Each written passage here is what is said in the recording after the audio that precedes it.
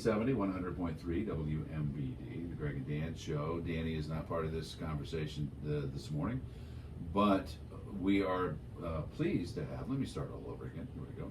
321. 1470, 100.3 WMBD, the Greg and Dan Show.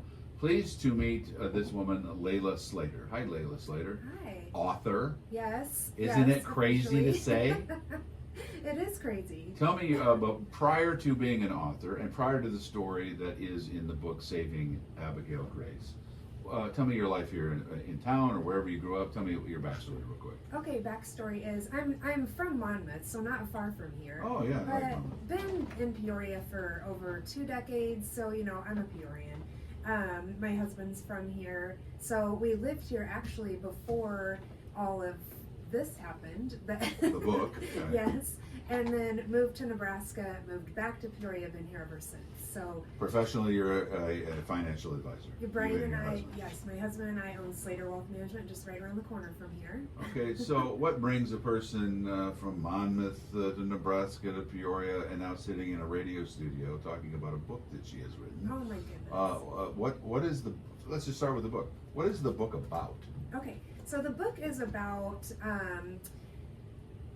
an accident that I was involved in 22 years ago in Nebraska. Okay. And I am worried that I'm going to be super sad about this story. okay, that's funny because a lot of people say that when they look at the cover. Yeah. They're like, I don't want to cry. Well, Can I have the whole book? absolutely, Yeah. yes. Yep, that's yours. Yeah, just for our listeners at home, Saving Abigail Grace at the top of the book is a mangled car. Yes.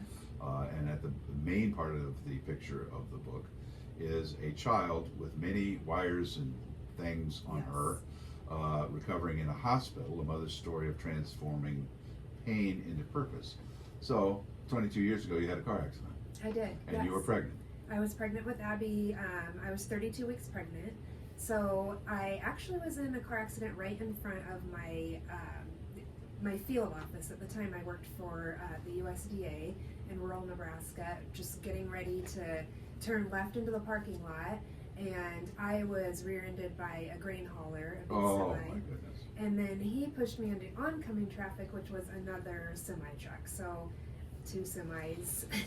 Okay, so I want to jump around time-wise here. Sure. So you're in bad shape. Yes. Your baby is in danger. Yes. I'm assuming, well, you're sitting here, and I know from looking at your website, Abigail is around. Yes. So she makes it. She makes So that's the end, the good part of the story. But what drove you to share it? What is it about this story that has been gnawing on you for 22 years that I got to get this down? Yeah, that's a great question, truly. The reason, because I thought about this for a long time and I wrote things down, kind of captured everything that just for myself and for my daughter mostly. And so thankfully I wrote a lot of things down. I kept all of her medical records. But it wasn't until last year, 2024, I was talking to a few of my friends who authored books here in town. We're just kind of talking about the story. They know a little bit about it. And they were like, you should really put it out there, because I have a lot of experience with not only like the medical industry because of all the diagnoses that my daughter was given. I also, we've gone through the special education program with her school, IEPs, so individualized education plans where she had accommodations through school. You name it. I've kind of, my family and I have been through a lot. And so we kind of stumbled around all over the place while we were getting one diagnosis after another for her and, seeing all these specialists and everything. And I thought I could offer some information and some hope and inspiration to other people. Maybe you're not a parent, maybe you're experiencing something yourself, or, a friend of yours or a dad or a spouse or someone who is going through some medical trauma, a situation that's somewhat similar to what we experienced. And I offer a lot of guidance in my book and also on the website, because the website and the book are kind of like, they work together. Yeah, back and forth. Yeah. So tell me, so you get hit, terrible crash, they rescue you.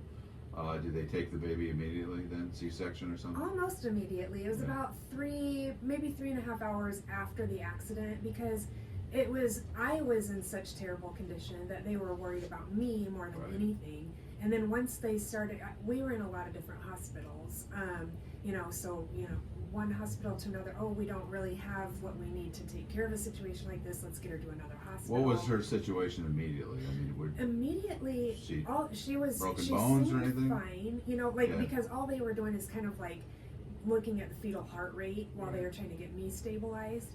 And then once that heart rate started to decline and they saw that there was trauma to the baby from, you know, what they could see on the outside, they didn't experience later what she really was going through.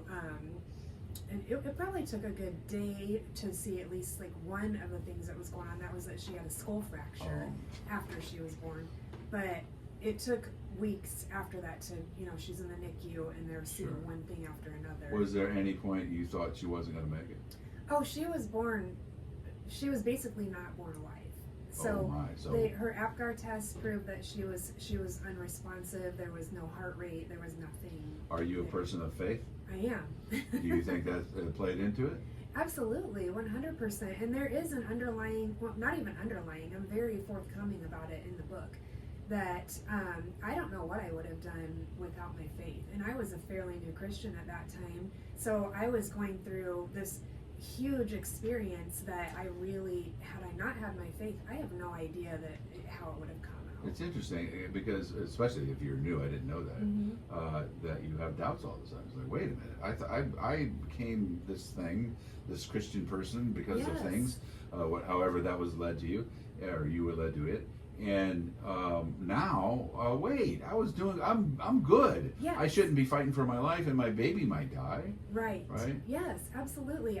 There were plenty of times, and it's funny, I've talked about this before and it's in the book, but there were plenty of times where I had this doubt, like, why did you even let us survive this? We could have easily died, you know, and it would have been way better than the situation we're in right now.